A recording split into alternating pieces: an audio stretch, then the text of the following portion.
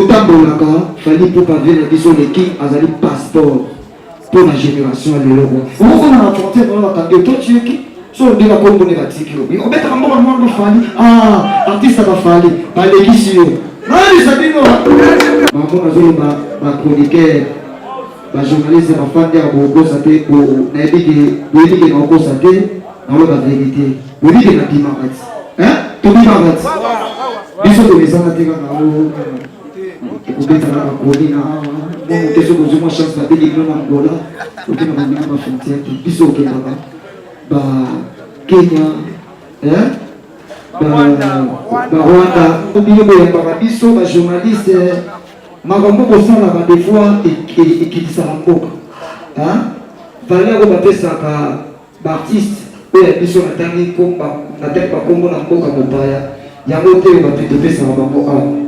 donc, dans le sein de la journaliste, désormais, dans le niveau de la polémique. Mon Moussou, qui a une polémique aussi, le passeport et le Congolais, fallait pour pas. Téléviser la Kitty. Pour téléviser la Kitty, il y a aussi un phénomène. Téléviser la Kitty. La route de Banda Baza est l'autre côté. Sur le site, c'est totalement ma site, c'est 001. Donc, tu as un number 1, mon Konjabas, il y a 001. Là, de télé, sur le Libiso Marambéa, Victoria Télévision, Victoria TV, et il y a mon papa Siga, il y a maman, on a donc, total la Victoria TV, na nenga ilusa, na nenga makambo, pour tous les news à l'élo. À Elbiso, Victoria TV, donc à l'outa continue, Victoria Certa, Amen.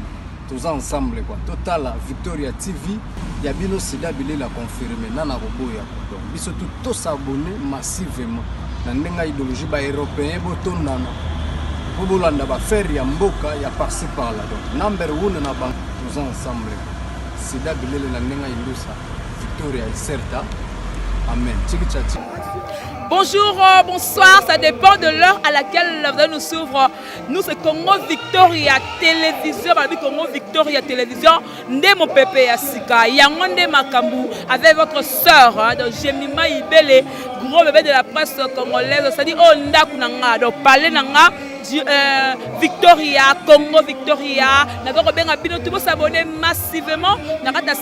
Abonnez-vous massivement. Et bien aujourd'hui, tous alliés, dans mon Lili, parce que il y a une répétition spéciale. Il y a Robin Munzibu, Robin Alinga Kofungola, il y a Internet, mais à Ben Sibiso, qui presse mon bimba, et bien, auto se présente qui, beaucoup de images, comment est-ce que, par rapport à alors merci d'abord à Piambeba qui est derrière cette caméra. Merci à JB Koumalouta, le sponsor numéro 1. Le boss JB Koumalouta, le vrai pétrolier, la carte Dallas. Et salutations Yves Disquared, Motemaya Jordan Moussindou. Yves Disquared, Motemaya Jordan Moussindou, André de Suède, Balobi na Aéroyo, Papa Zana Hiver, na Suède, Yves Disquared. Azala ya Jordan Moussindou, voilà binotu ya dadi ma bibi mo konda double commune ya da 20 touloulou binotu na lingi bino ya trop to kota na nous bomona ndenge image ezalaki et puis to bima sko moto la banene le kaki nani alobi nini et ça mengi ndeni c'est parti avec les images Piambema. Un langage que moi, pour m'attendre, ma chroniqueur, ma journaliste, ma fan de Abogo Saté, pour n'aider que Abogo Saté, dans la vérité. Vous dites que la dimanche. Hein? Tout dimanche. Ils sont de mes amis dans l'eau. Vous êtes dans la colline. Vous êtes sur le chance de dire que nous sommes là. Vous êtes dans la frontière. Ils sont au Kenya. Hein? Rwanda. C'est tout comme m'attendait avion avec un musicien, billet $1000 par musicien. On a des affaires. Il y a des gens qui savent l'idée. Comment au Kenya? Voilà. Total Bolaka, fallait pour pas venir disons les qui a un passeport pour la génération à l'élo. On a apporté dans la table. Toi tu es qui? Sur de la combo négative. On met un bon moment de famille. Ah, artiste ça va falloir. Pas les qui sur. Non, les amis non.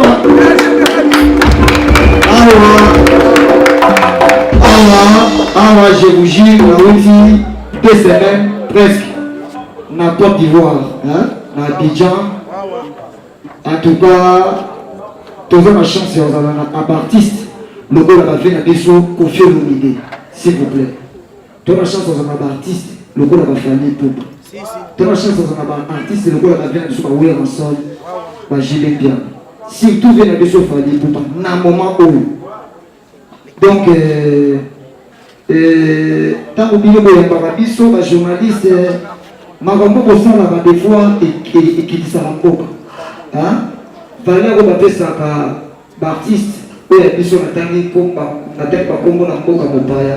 Il y a l'autre qui va te taper ça en donc, na kosenga na bino ba journaliste désormais, botala na niveau ya ba polémique. Moto mususu soki aye na polémique aussi mbato logo la ba passeport ya ba congolais fali popa. Télévision na kiti. Hein? Pour télévision na kiti aye aussi mba kofelo mide. Télévision na kiti. Na wuti libanda baza et logo te. Ba toze logo te na ba biso te. Toze logo te. Voilà. Toze logo te, to sala d'effort. Il y a beaucoup hein? Beaucoup bato quoi. Tout ça est fort, il y a beaucoup de tika ezali motema mabe. Tika ezali motema mabe, exactement bien invité. Voilà quoi. Pour tout ça, on s'en va effort na ye. Faut me mettre na maboko. Et là des journalistes yo qui n'avaient pas masse dans mon gros les musiciens akabela ko mwa nini. Allez, c'est place au bandi ba polémique au film ba non faut pas tolérer ça. C'est pas bien. Donc voilà. Tous soutenir l'artiste. Hein? Tout ma question Nazali. Voilà. Journaliste et tout Nazali. Tout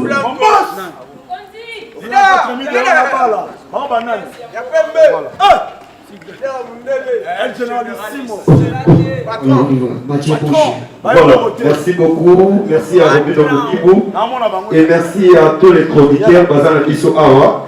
Il dit que Robino Moukibou a bien parlé par rapport à Maman Ambouna Bisso parce que au début, Bana Boka. On a dit Bana trop, on dit la réalité pas trop, mais Bisso fait un journaliste tout ça Awa, tout ça ma question il faut poser. Tony Koko Azali, Yo Kasero Azali, donc tout ça ma question maintenant on banana Robino Moukibou. Quand vous avez le baquet, Togo Misara Mingi vient à Bisso Fali Poupa. Il dit que le monde a été au cas à Bisso parce qu'on est déjà sur Elenga Congo et RTVS1. Robino Moukibou. Vous n'avez pas raté parce que dans le Congo, la nation de vérité non rebolée. Dans le Simanamo, moi je vais vous dire, on est sali de toujours solo là. Bon, on est sali au Pénat au la télévision. Parce que la vie en réalité trop surtout on a trouvé vivre en Abidjan, Côte d'Ivoire. Ah oui. On a vivre en Abidjan, Côte d'Ivoire. Non, c'est type fallait pour pas. Azali passeport pour la biso. Ah oui. Visa pour la biso d'artiste.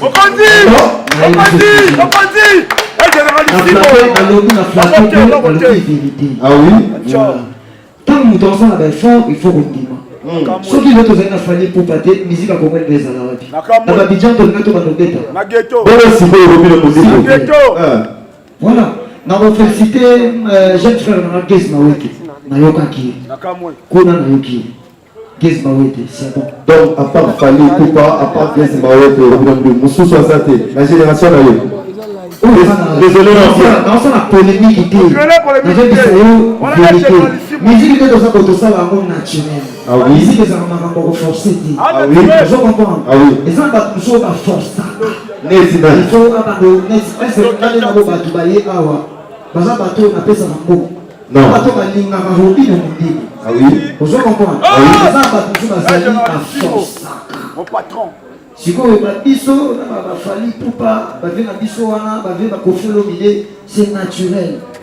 Vous comprenez? Donc vous avez bato télé lelo ba carrière na bango zo kende musika te parce que peuple congolais tous a différent na peuple mususu. Peuple mususu il y a des bandes ingratitude pas na bango contrat grave. Oh, intoli na zo disalo. Bato télé zo na ba carrière na bango zo kende te pour na makambo ele kana Kinshasa. Aboyi awa ba yini libanda. Vous comprenez? On a commis une Côte d'Ivoire qui est au sein de la featuring mais on a dit 3 concerts, on a sali 2 showcases. Vous comprenez? Pourquoi quand on a malamu il y avait Lélo n'a comprendre pourquoi mon ami il a demandé pardon. J'ai compris. Pour que tu me lèves la porte. Posez question. Voilà. Pourquoi on a raté mon boucan d'ailleurs? Voilà, question de les Congolais, on a peut-être un peu différent. Mais on a prévenir à lobby. C'est ce qui analyse au Manasani. Ingratitude n'est pas parce que monsieur est comparé, impolitesse c'est comparé. Vous comprenez? Ceux qui fanatiques au rôle de la fanatique à mon tour, mais le moto a lingi moto. Il y a le molendé. Nous avons peut-être 40 nzembo, 50 ans. Il y a des gars. Déjà. Parce que ils sont pour un problème, sur le liki. On sait si tu es liki. On va me soutenir. Sur le sali succès au Rosada. On tire l'idée là. Attends, succès au Rosada.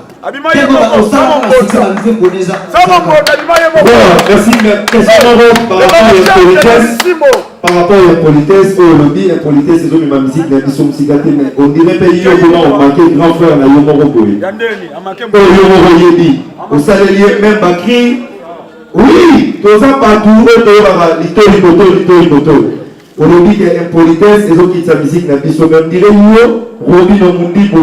Au comment remarquer que bien à Yomoro Boy. Ça disque il y a bien, à ça la maramba bien, à ça la disque, tant sous le gaillot. Mais ce temps, on a besoin de Yosophine, qu'on a mis dans mon corps. Vous avez la preuve, on a fait un grand frère. Vous avez la preuve parce que vous avez dans l'internet, vous avez partout, tout le monde a l'image. Il y a un crime,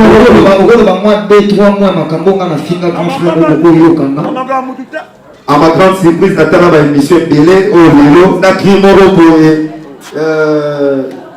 ok, puis ça se dit allô? Ouais. Donc, ça c'est aux Andoki. Donc, il se faut que les chèques à la côté à l'élo, c'est fait Ebola. Tant que ça écrit à bon, un tel de Yona vient pour se la rater et dit mal au relayer. Est-ce que l'autre est dénoncé la patrie et où est la yété ou quoi on a écrit? Est-ce que vous avez dit que donc il y a un pouvoir. Vous avez dit que papa m'a dit pas dans le la lion n'a été bon. Ah bah ni soucis. Vous comprenez? Le papa m'a dit. Donc ceux qui n'ont pas eu la tête montée de pas à Zandoki. C'est tout que na Congo n'est pas bien à Zandoki. Na comme ça va makambo ya Zanango. Ma belle a souhaité ça. Ceux qui ont dit que Zandogo, c'est la version là. Associé à Zandoki pouvoir. Zandoki makambo ko lelo ba tu fo ba banga. Donc voilà. Mais pas la salle de pour la idée de la liquidation. Oublie-moi, la guinée n'a pas calculé, on m'a bien gâté. Si vous plaît. En bon, voilà. Vous allez remonter les bakinois, on va commander ma canissa. Dans ma canissa, ils ont la cadenate, on va y aller à ma canissa. Tout le monde a libre à penser ou à penser. Sauf que non, Ngaï, Nazo, le Makambo, ils agissent. Et en plus, ce qu'on le dit, Cheta, aux Andoki. Par exemple, côté de l'Igolo, voilà. Il y a un peu aux Andoki. Attends, vous non, on va bien quand on a dit à des par rapport à le temps, oui, par rapport à l'excellence. Bonsoir. J'ai l'image trop bébé de la presse congolaise, Congo Victoria Télévision. Président Robi Moutibou. Et là, on a CP, Lelo, et ça répétition spéciale. Mais la répétition spéciale, on a plus qu'à la discours d'un journaliste il y a Internet que d'un journaliste de la télévision.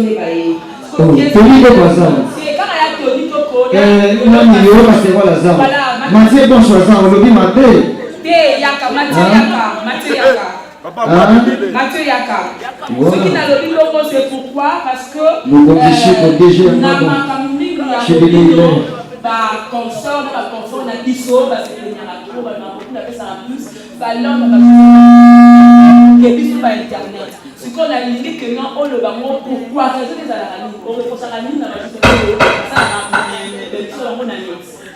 pour la question. Dans le prochain cabino, des fois, pour évoquer d'ici là. Bango wana musala. Vous comprenez? Tout le monde polémique Internet est en sincérité ou se permettre de la news sur l'idée. ngai na ko permettre te mabe ngai na mabe te soki na moni journaliste moko oyo otambusama bien naleka bien te tokosala émission te mpona na Instagram nanga nana ina feka babone tele na okotaka na Instagram nanga cwa na bandi oloba ngala komina mobibu danger pefoite naboyi presse te mais presse oyo ezali na respect ya ye moko presse on comprend presse oyo eza na respect ya ye moko presse mpe bakende nanga ti lunette nanga boye mpe natie plate nanga nde natie jean nanga boye nazali responsable d'abord donc ina nakose permettre te na déborder dans la question nasala bamakambo oyo ezala bien te tu vois voilà ngala tolela presse oyo eza presse autour de ma question na sepeli ya mpena ma question peut-être dérange ako yo mpoza na bandeko na bino mosusu ya internet oyo yo eyebi baderangeaka yo mpe grave omonaka ye bafingisaka bino mpe grave bafingisaka bino comportement. Voilà, donc merci beaucoup. Question Souka, et ça, Rimoro Boye, Otuba, Bololé, Obimana, mais normalement, le banon, Sousou, Ozo, le banon, on dit qu'on finit sans mot et qu'on laisse quelques personnes, dans le triangle, au bas député, au bas Boye, et pour créer le problème d'écrire, parce qu'on vous a la vacune, non, et que fait, vous pouvez attirer moi les sons, bien là. Mais tant qu'on va Bololé, vous dites que c'est un jour. Nazodenga, Bouzoka. Bololé nabengi individu te nabi bozoba ya individu moto wana aza na nkombo ya député nzela eza sens unique yo okoti na sens unique obloke nzela mpo oza soi-disant député en plus un certain dimanche parlement mpe ezala ozalaka dimanche te dimanche ya jour batemaka yo moto na mayele yo molobeli na biso peuple ose retrouve na sens unique ndenge mais si vous avez des fois qui est dans le sens unique, c'est le sens normal. Vous comprenez? Il y a un lobby aux anani. Polonais! Qui s'est appliqué qu'on est la fin? Oui, vous avez dit déjà que non. Mon balai est à $100 par mois. Au foot, il a rappelé mandat. Alida pas le poids de Paco. Mozo imposé quand on mariage avec ça, les mandataires du feu. A dépensé trop pour le tout le bateau. Aux amis, le mozo. Qui s'est appliqué qu'on est la fin? Qui s'est appliqué qu'on est la fin?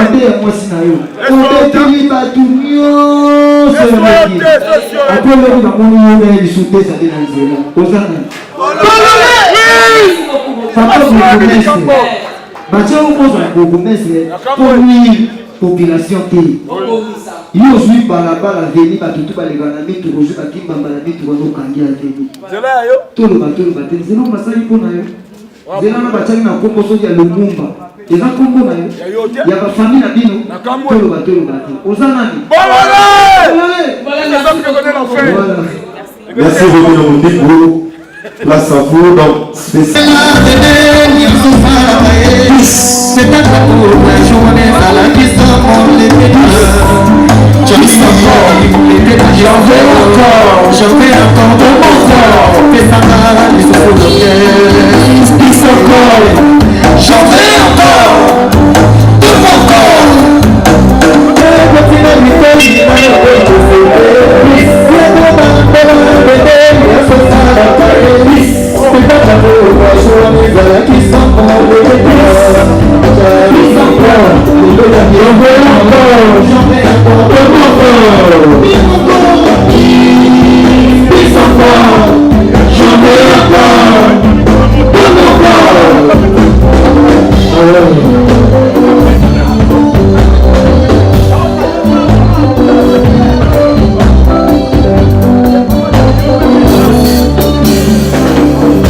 Just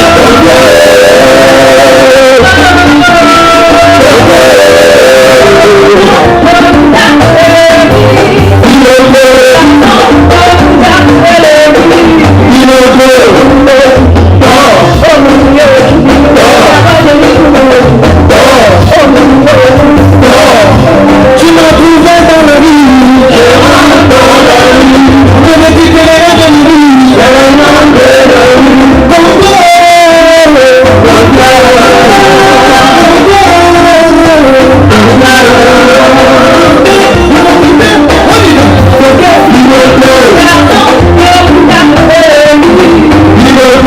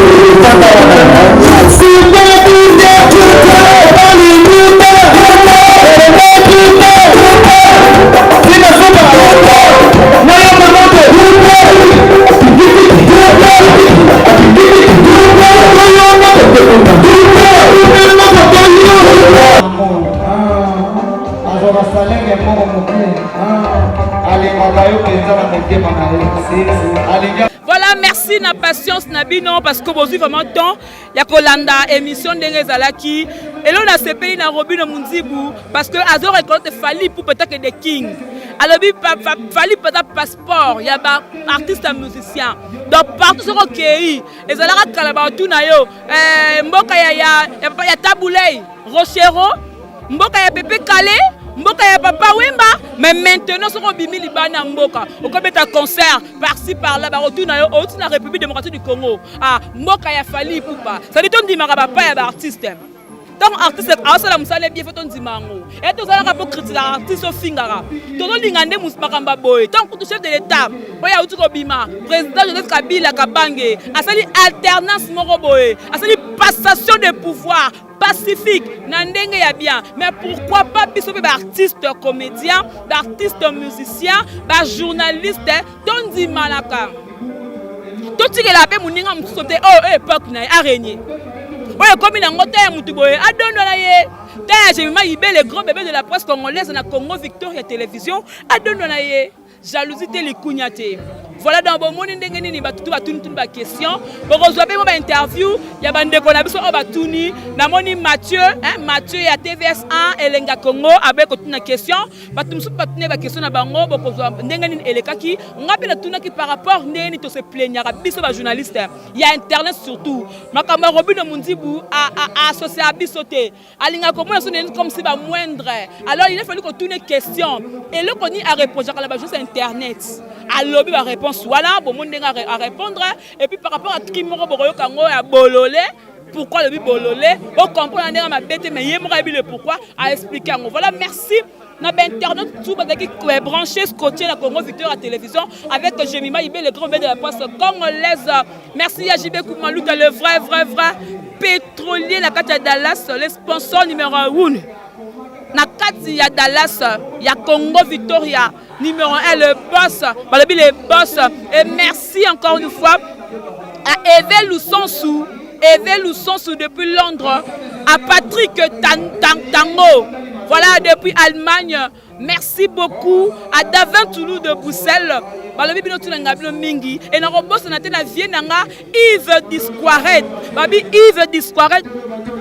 Mama moi si Nzambe ali moi si Nzambe bébé obi ke la kate oza ate la leli merci beaucoup en tout cas ba tout bolinga odile manzaka moi si Nzambe yoyo par rapport à image makama minene yango biso doyaka donc biso doyaka makama mikete tozala gros bébé de la presse j'ai mis par rapport à image en tout cas merci na bino tout ba bolinga biso on est ensemble odile manzaka ye donc on va boire qui est chomia immortalisé voilà à immortaliser na bane ko boire comme mon vieux Yves Disquared motema ya Jordan Musindu balobi Yves Disquared on dirait de Suède motema ya Jordan Musindu kala tawa mama Yves Disquared ya Henri Modogo na kati ya Canada Henri Modogo mutu moko l'équipe bato tout alors merci beaucoup Pia Mbemba pour les images merci beaucoup na bato surtout bande connaissent tout merci beaucoup vraiment on se retrouve prochainement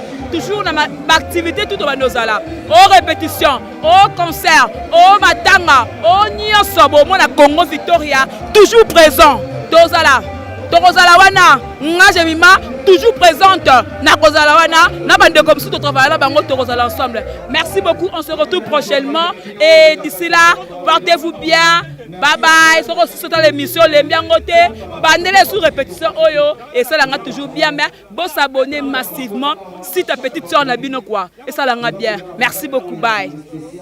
Sur la mama site, ce total mama site c'est 001. Donc tous en number 1 Mukonja bas, il y a 001 blague télé loi sur le biso marambia. Victoria Télévision, Victoria TV et il y a pas mon papa siga, il y a pas maman on a ndenge nango. Donc total la Victoria TV na ndenga ilusa na ndenga makambo potozo ba news alelo a elbiso Victoria TV donc aluta continua Victoria certa amen tous ensemble quoi total la Victoria TV ya bino sida bile la confirmer nana roboya donc biso tout s'abonner massivement na ndenga idéologie ba européen botondana bobolanda ba faire ya mboka ya par-ci par là donc number 1 na bank tous ensemble sida bilele na ndenga indusa Victoria Iserta. Amen.